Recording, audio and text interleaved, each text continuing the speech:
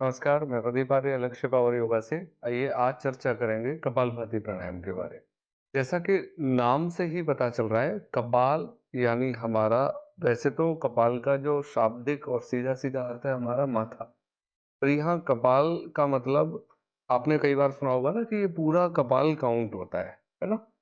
कपाल मतलब खोपड़ी भी कह सकते हैं, हमारा पूरा ब्रेन का पार्ट, ब्रेन वाला खोल। और भांति माने प्रकाशित होना, चमकना, तेज होना, एक्टिव होना।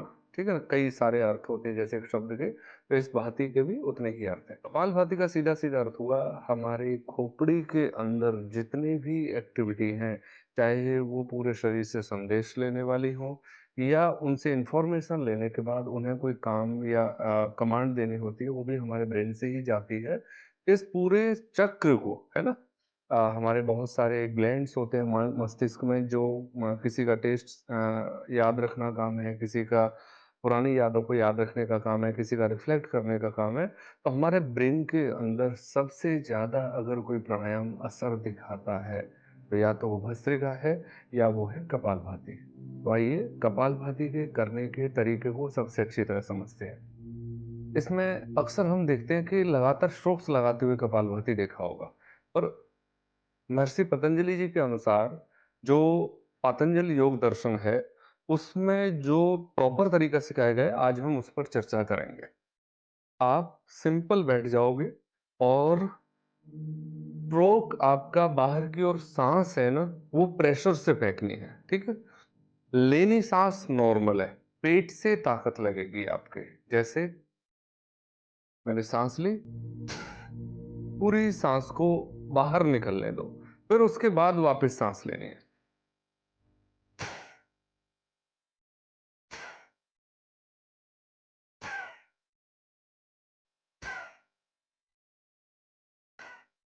ये प्रॉपर जो प्रोसीजर है, ये कहलाता है कपालभाति। अक्सर हम देखते हैं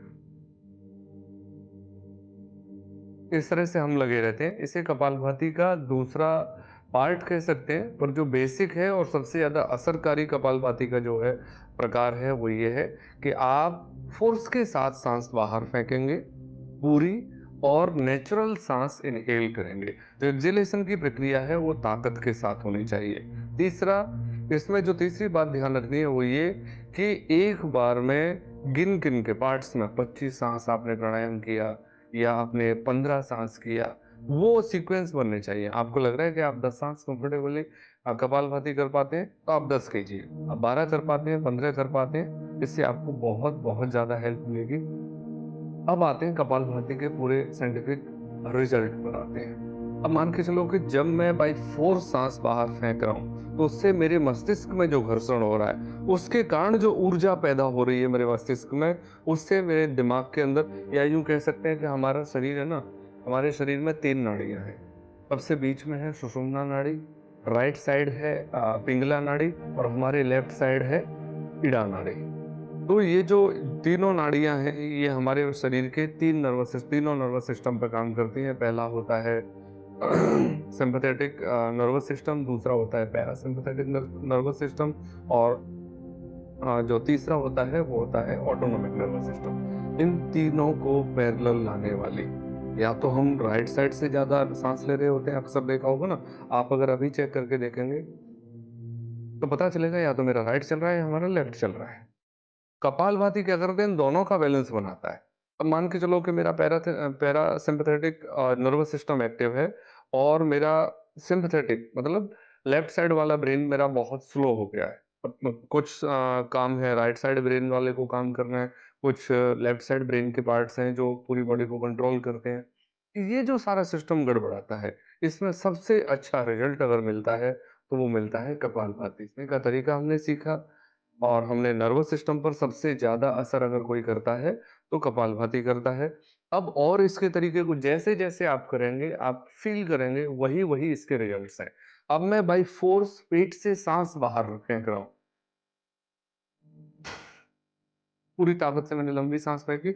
इससे क्या है, पेट की मसल्स संकुचित हो रही हैं, फैल रही हैं, संकुचित हो रही हैं, फैल रही हैं। इससे क्या है, पेट की मसाज होती है।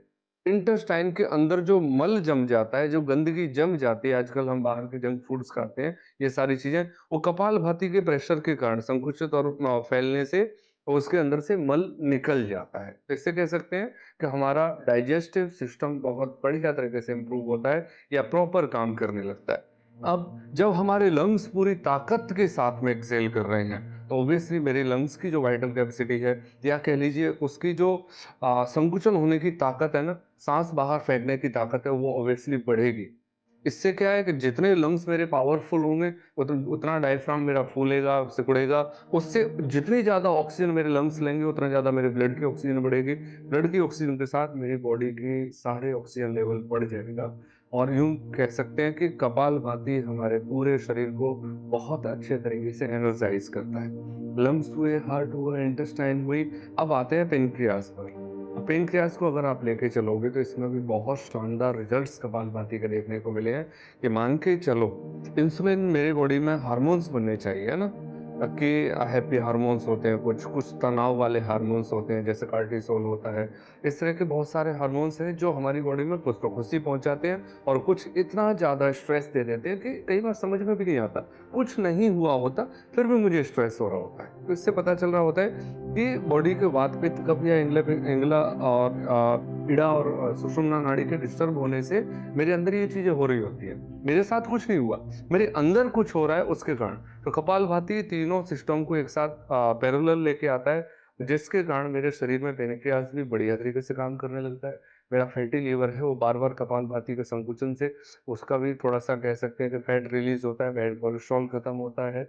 इसके अलावा कह सकते हैं कि मेरी जितने भी नर्वस सिस्टम की जितनी भी गतिविधियाँ हैं, इन्फॉर्मेशन लेने की, काम करने की, कमांड देने की, इन सब पर डायरेक्ट असर आता है। लास्ट बार हम करके देख लेते हैं। सिंपल हम बैठ जाएँगे नॉर्मल तरीके से, साँस हर बार गहरी लेनी है।